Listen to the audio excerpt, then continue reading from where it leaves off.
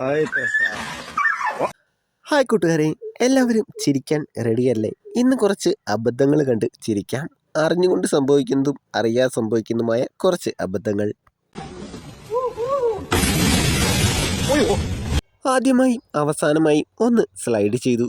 ഇനി കഴുത്തിന് ബെൽറ്റ് ഇട്ട് വീട്ടിലിരിക്കാം.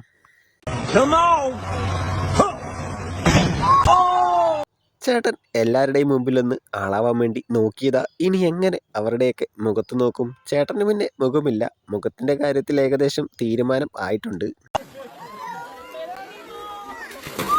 ബൈക്ക് സ്പീഡിൽ വരും. തൊട്ട് മുമ്പിൽ വരുമ്പോൾ എടുത്തൊന്ന് ചാടണം. എന്നാൽ ചെറുതായിട്ട് ടൈമിംഗ് ഒന്ന് മാറിപ്പോയി. കയറിയപ്പോൾ ഇത്രയും സ്പീഡില്ലായിരുന്നു എന്നാണ് ചേച്ചി പറയുന്നത്. ഇത് നിർത്തേണ്ട സ്വിച്ച് എവിടെയാണെന്നും ചേച്ചിക്കറിയില്ല. പിന്നെ വേറൊന്നും നോക്കിയില്ല. സൈക്കിൾ ചേച്ചിയുടെ കൈവിട്ടുപോയി. ഇനി അടുത്ത തവണ ചാടുന്നതിന് മുമ്പ് സീറ്റിൽ കുറച്ച് പശ തേച്ച് വെക്കണം എന്നാണ് ചേച്ചി പറയുന്നത്.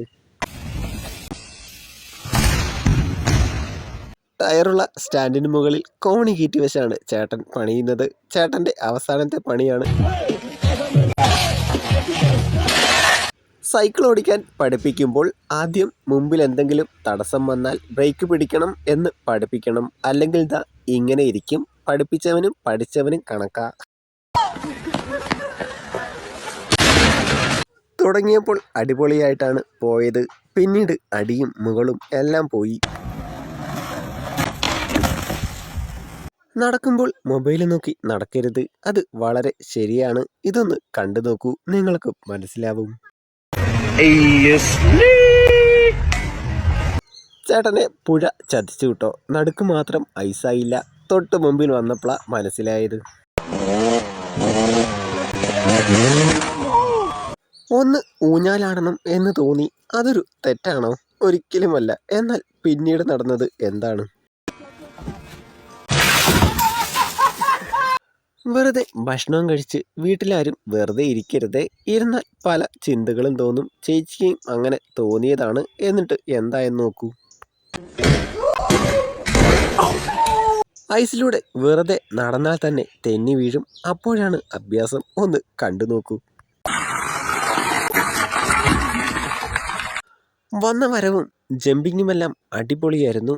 എന്നാൽ അവസാനം അടി ശരിക്കങ്ങ് പൊളിഞ്ഞ്.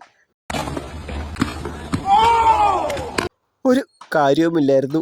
ആ ബോൾ അവിടെ വെച്ചിട്ട് വെറുതെ അങ്ങ് നടന്നു പോയാൽ മതിയായിരുന്നു.